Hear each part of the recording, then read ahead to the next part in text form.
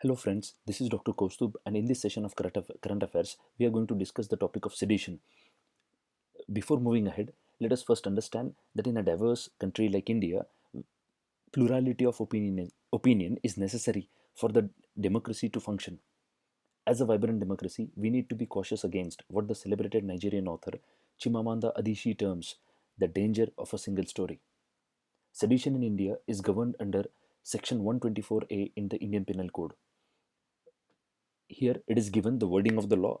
Basically, what it means is anyone by words or in writing or in visual representation, if you create a public disorder, violence, or there is an attempt to cause violence or public disorder, it can be punished with imprisonment for life, or fine may be added to it, or imprisonment which may extend to 3 years, to which fine may be added, or only with fine.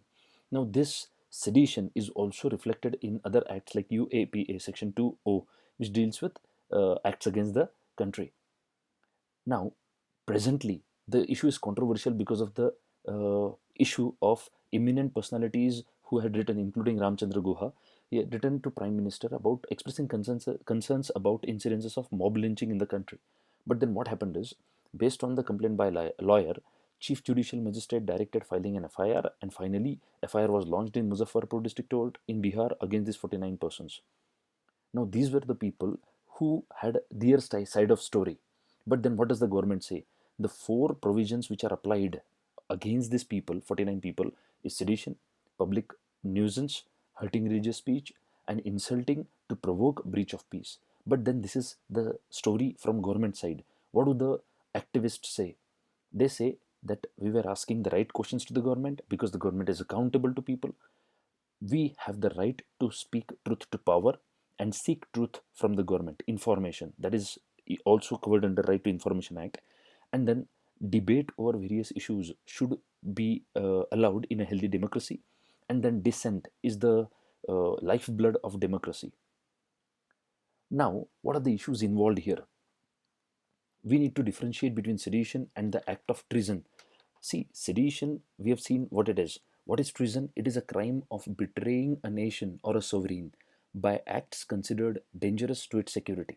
That is treason. So, sedition and treason. Treason is a more grave and serious matter. Next, sedition should be applied for criticism of the government or of a political functionary. That is very clear. The persons involved merely performed the role as civil society. That is how they defend themselves.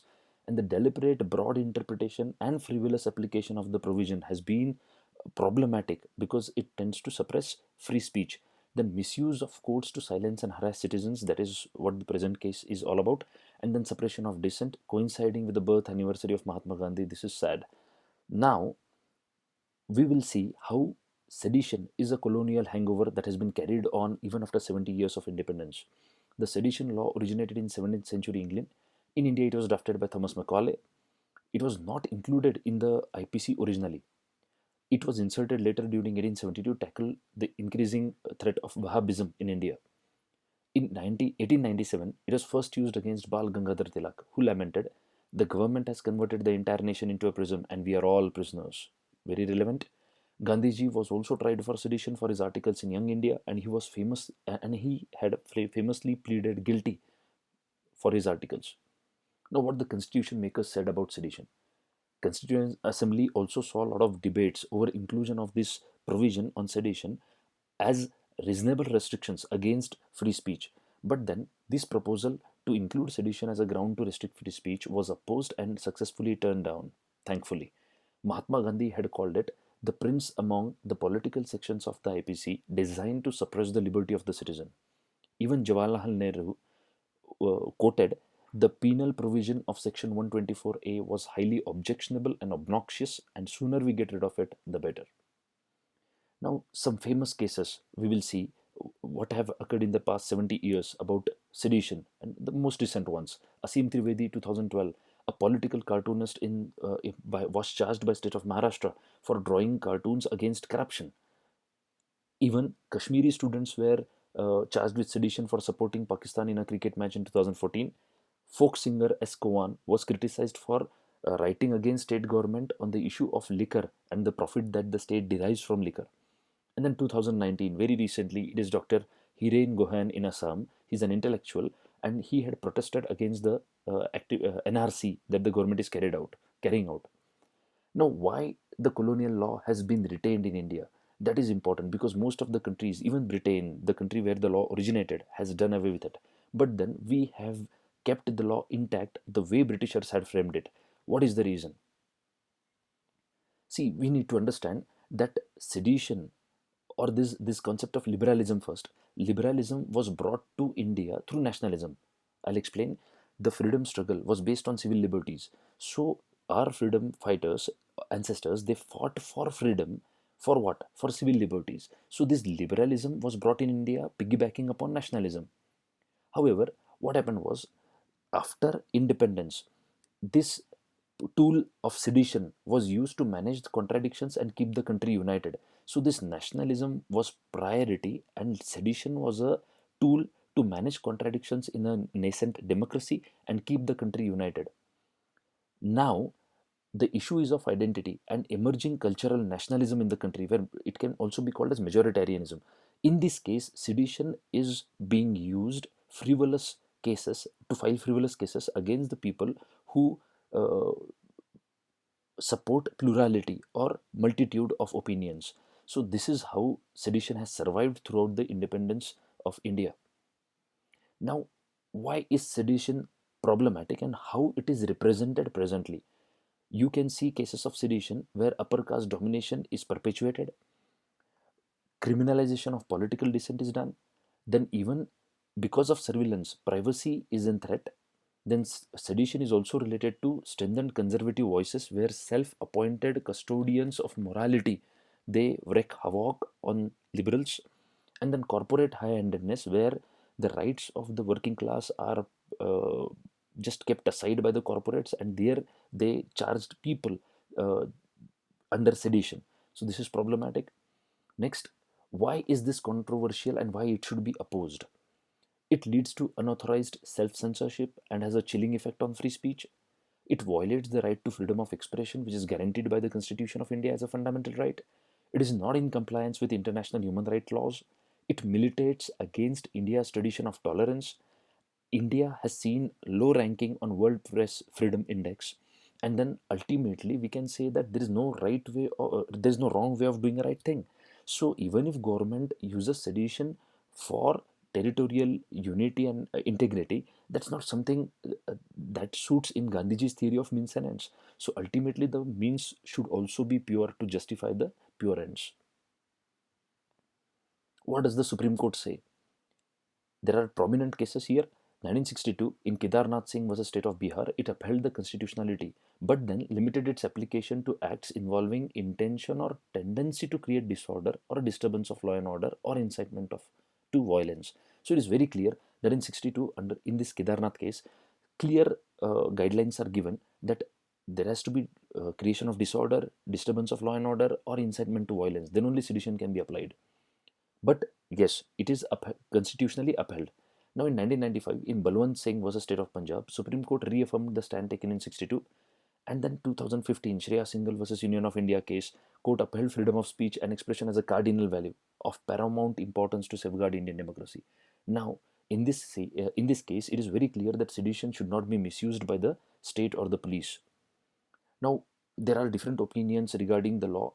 First, uh, it is clear that even after 72 years of independence, sedition remains deeply entrenched not only in law but also in the mindset of successive governments who do not let it go for their own vested interests. Recently, Centre had taken a stand in Rajya Sabha where it said that there is no proposal to scrap the sedition law and asserted that it is needed to effectively combat anti-national, secessionist and terrorist elements. So no government is going to let go of this provision which can help them crush political dissent. Law Commission of India said that dissent is essential to democracy. But however, Law Commission did not go far enough to recommend the removal of sedition, but it said that the law enforcement agencies must use sedition law judiciously. Fali Nariman, the constitutional jurist, says mere expression of hate and even contempt for one's government are not sedition. So, what should be the way forward? 2010, UK and Australia did away with the sedition provision. it is difficult for ruling government to let it go. We have to understand that it is as difficult as asking the Kavach Kundal that was with Karna. But Karna was at least Karna. These are the governments which are. Uh, it's very difficult to expect from these governments to let go of their Kavach Kundal, this sedition that they can use against political dissent. The role of courts and the civil society is crucial here.